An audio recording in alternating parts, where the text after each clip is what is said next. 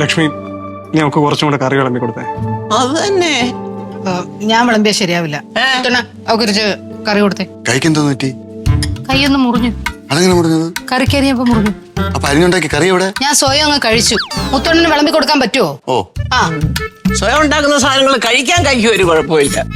അയ്യോ ആ മക്കളെ, എന്തോ എവിടെ പോയതടി നീ എത്ര നേരം? ഇതിന്റെ സുരഭി എവിടെ പോയിരുന്നു? ഞാനൊരു യാത്ര പോയതാ.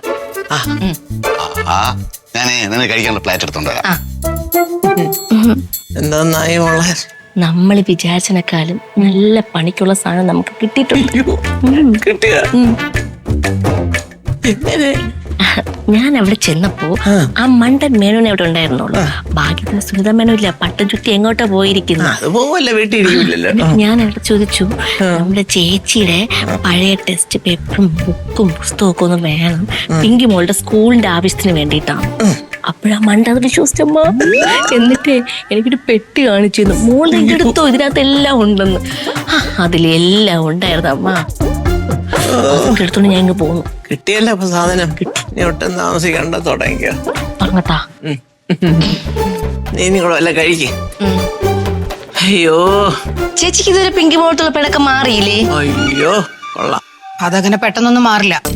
അവളാ നഷ്ടപ്പെടുത്തിയ 8 മാർക്ക് അതെനിക്ക് എങ്ങനെയാണെന്നുള്ളത് കറക്റ്റ് പറഞ്ഞു തന്നിട്ടല്ലാതെ ഞാൻ സമ്മതിക്കത്തില്ല, ഞാൻ മിണ്ടത്തില്ല.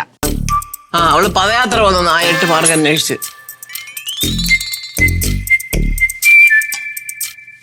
ലക്ഷ്മി, നീ കുറച്ച് ക്രൂരതയാണ് കാണിക്കണത്. പറഞ്ഞില്ലെന്ന് വേണ്ട. ഒരു ക്രൂരതയില്ല പ്രശ്നപ്പെട്ട. അല്ലെങ്കിലും ഞാൻ എക്സാമിന്റെ കാര്യത്തിൽ പണ്ടേ സ്ട്രിക്റ്റാ. എനിക്കൊക്കെ 1 മാർക്ക് കുറയാന്ന് പറയുമ്പോഴത്തേക്കും എനിക്ക് ഉറക്കം നഷ്ടപ്പെട്ടു പോകും. ഇത് 8 മാർക്ക് കൊണ്ടേ കളഞ്ഞിട്ട് ഒരു കൂസലും ഇല്ല. ആ ഉറക്കമില്ലായ്മ അവൾ ഇത്ര ക്ഷീണിച്ചു പോയത് കേട്ടോ. ചേച്ചി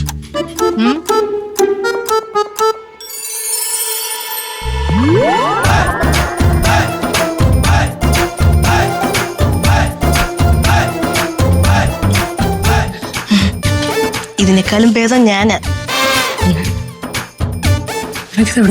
ചേച്ചിയുടെ വീട്ടിൽ നിന്ന് എത്തി. ചേച്ചിയുടെ പഴയ പെട്ടി തുറന്നപ്പോഴേ പഴയ പരീക്ഷ പേപ്പർ ഞാൻ എടുത്തോണ്ട് പോന്നു. ഇത്രയും ഞാൻ പ്രതീക്ഷിച്ചില്ല. അയ്യോ എന്തോ അടി അമ്മ. പിന്നെ അമ്മ അമ്മ അറിയായിരുന്നു. അമ്മ എഴുതിട്ട് മാസ്റ്റർ പ്ലാൻ.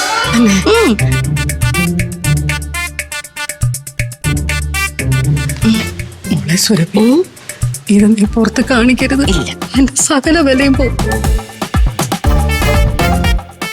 മോളെ കാണിക്കാം. എന്താ ഞാൻ പറഞ്ഞില്ലേ, 50-ല് 42 മാർക്ക് കിട്ടിയ കൊച്ചിനെ പറഞ്ഞത് ഞാൻ കേട്ടു. 50-ല് 3 ഞാൻ 5 മാർക്കെങ്കിലും വാങ്ങിച്ചിട്ടുണ്ട്. എന്ത് ഭേദം. ഞാൻ പറ്റിപ്പോയോ നീ പറയണ എന്ത് ചെയ്യോ? അങ്ങനെയാണെങ്കിലേ പാവം പിങ്കി മോളെടുത്ത് സ്നേഹത്തിൽ സംസാരിക്കും. അവർക്ക് വേണ്ടതൊക്കെ എടുത്തു കൊടുക്കുക. ഇല്ലെങ്കിൽ നിങ്ങളെ പരീക്ഷ പേപ്പർ എടുത്തിട്ടേ ഞാൻ ഫ്ലെക്സ് തൂക്കുത്ത വീടിന്റെ ഫ്രണ്ടിൽ. എനിക്ക് ശരിക്കറിയാം, ഞാൻ എന്ത് വേണമെങ്കിലും ചെയ്യോ. ഒന്ന് തുടങ്ങിക്കോ.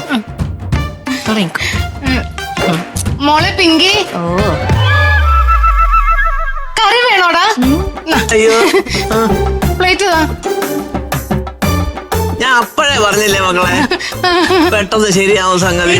8 മാർക്കല്ലേ, അത് പോട്ടെ, നമുക്ക് വേണ്ട. നമുക്ക് അടുത്ത എക്സാമിന് നോക്കാട്ടോ. അത്രേ ഉള്ളൂ.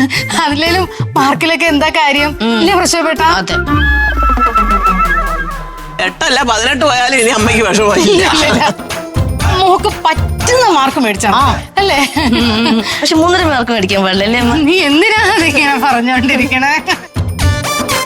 കൊച്ചമ്മ, മനുഷ്യന് സ്വഭാവം പെട്ടെന്ന് ഇങ്ങനെ മാറുമോ? മാറും. അതെങ്ങനെന്നറിയോ, ഒരുത്തം മാറ്റിയേ തീരൂ എന്നും പറഞ്ഞ ഒരു ശപഥം ചെയ്ത് ഇറങ്ങിയാല് മാറിപ്പോകളാ.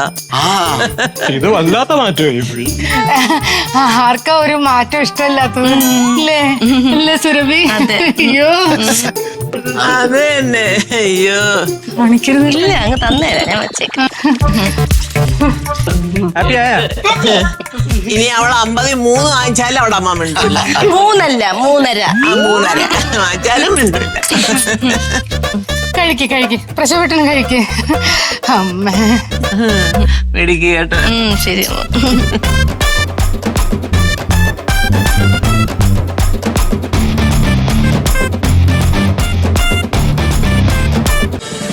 ഫ്ലവേഴ്സ് ഒരുക്കുന്ന കാഴ്ച വസന്തം യൂട്യൂബിൽ പ്രേക്ഷകർക്ക് ലൈവായി കാണാം.